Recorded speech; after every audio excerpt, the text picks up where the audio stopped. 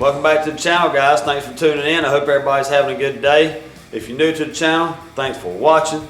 I think the plan of attack today is, I know in the last video I said I wanted to get the transmission all bolted in. I really need to go ahead and get the transmission cleaned up. It's filthy. I don't want to stick it back in the car, you know, that messy.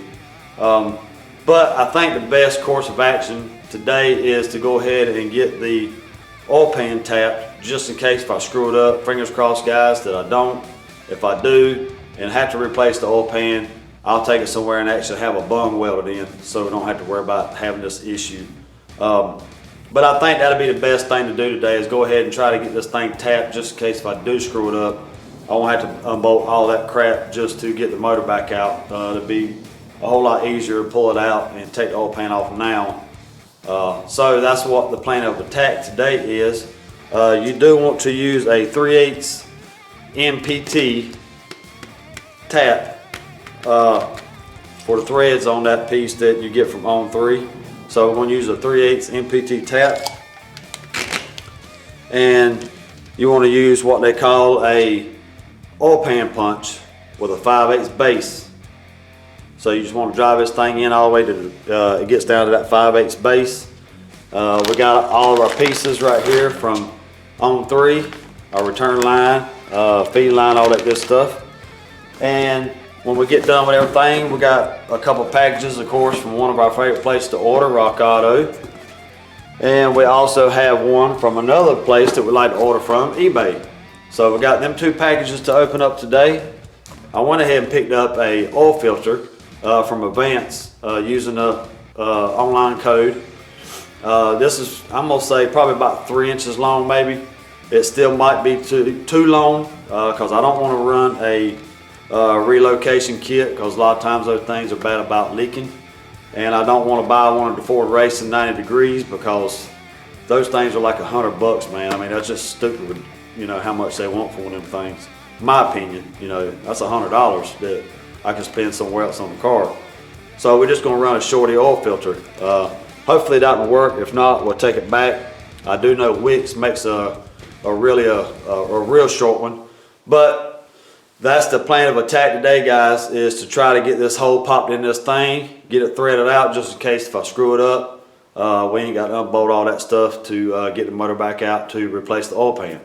So hopefully that does not happen, and I'll get the transmission cleaned up and get it ready to stick back in the car. So what I'm going to do right now is go ahead and get everything set up so we can go ahead and get the marks on the oil pan per On3's measurements, and we'll go ahead and get ready to pop a hole in the side of the oil pan and tap it, guys. Alright, guys, so by On3 we need to come down from the lip 1 3/4 inches. So we got 1 3/4 inches right here, and then we need to come a 1/2 inch back, basically from the center of this bolt right here. So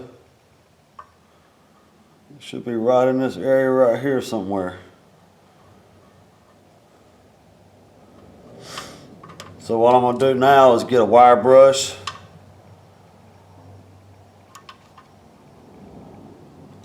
and clean the paint off this area right here, and we'll remeasure it. See if we can't get the paint off.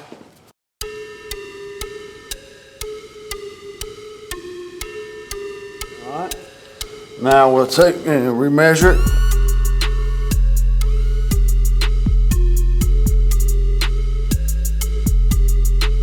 So what I have here is just a regular punch with a point on it. We're gonna come right in here, right in the center. We'll knock us a starter hole, and then we'll come back with the other one and drive it into the 5/8 base.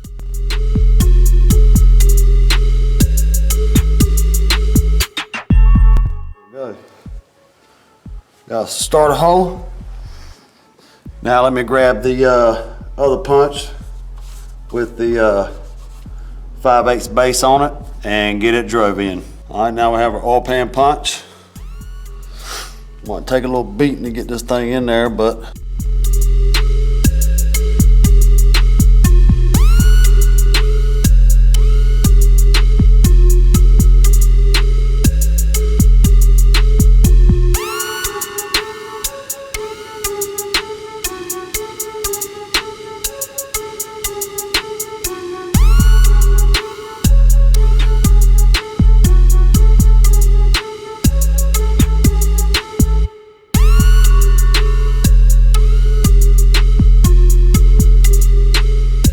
that's it, guys.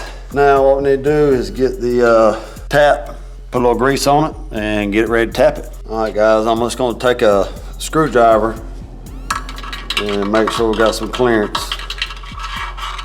So we should be good right there. All right, so I'm just gonna take some regular grease, dip my tap in there. We'll get some grease on it to help catch them chips, and we are going to run the tap in there. This is really nerve-wracking because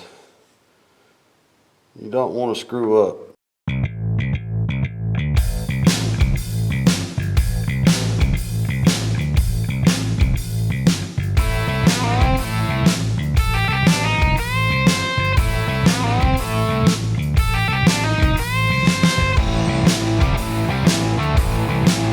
Start the tap right here, guys, with the spiral flutes instead of the straight flutes.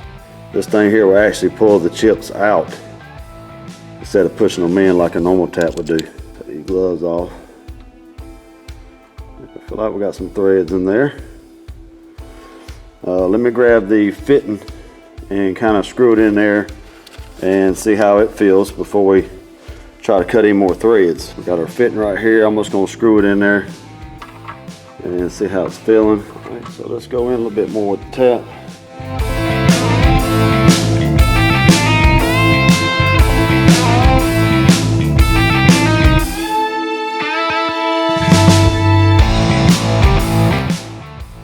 Thread sealer on our fitting.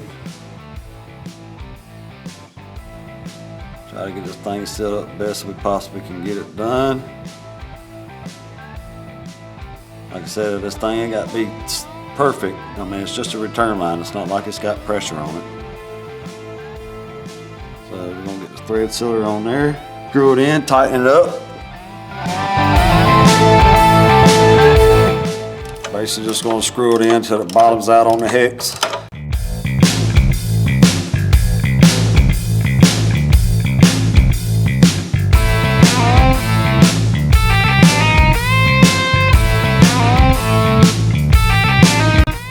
Jump up there and get those two boxes opened up, and we'll wrap this video up.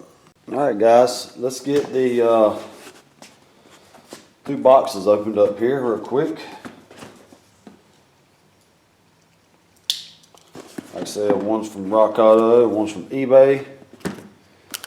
So let's get the Rock Auto opened up here real quick like. You guys know I love buying stuff from Rock Auto, man, but it beats having to go to the parts house because a lot of times, a lot of them guys ain't got a clue what the heck they're doing. As you can see here, we got a Felpro box, invoice, and of course, as always, a magnet. Let's set that box there down on the ground. And we got our Felpro gasket. Now when I got my intake gaskets, you know, wasn't thinking, and I ended up getting some for just a stock intake for 5.0 liter, and I wasn't thinking about I needed to get one for the GT40. So that should be what this right here is. This should be for the upper part. And there we go, guys. There's our gasket for the upper part of the intake. So we got that. Set that to the side. Now we are going to open up our eBay box, and they got this thing wrapped up pretty good. So this is actually 4 boxes right here. That's why they got it taped up like they do. So we're just going to open up one box. There's no need of opening up all 4 of them, because they're all 4 the same.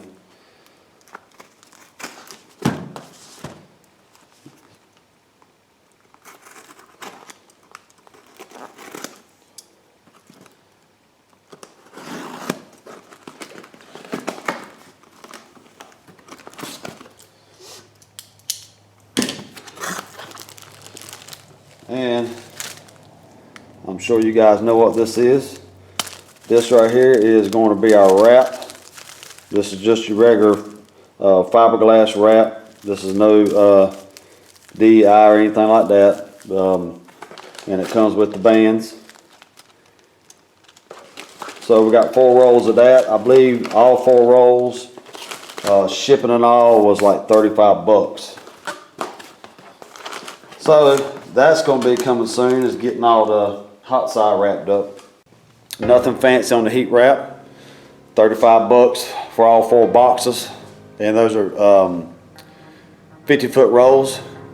The best tip I can give you guys on your 3/8 18 MPT tap is get you a spiral flute, guys, because this right here will actually pull the chips out, versus a straight flute will actually push the chips in. I still put grease on it anyway, you know, just to help catch the chips. But that's the best tip I can give you on that. Take your time like I did. You know, there's no need to get in a hurry. I'm gonna get the transmission cleaned up. So next time you guys see me, that's what we'll be doing, is bolting up the bell housing, putting the clutch fork in, our new release bearing, and sticking the little T5 back in it, and bolting the drive shaft back up. So guys, if you enjoyed the video, drop me a comment down below. Give me a thumbs up if you liked it, and I will see you guys in the next one. So thanks for watching.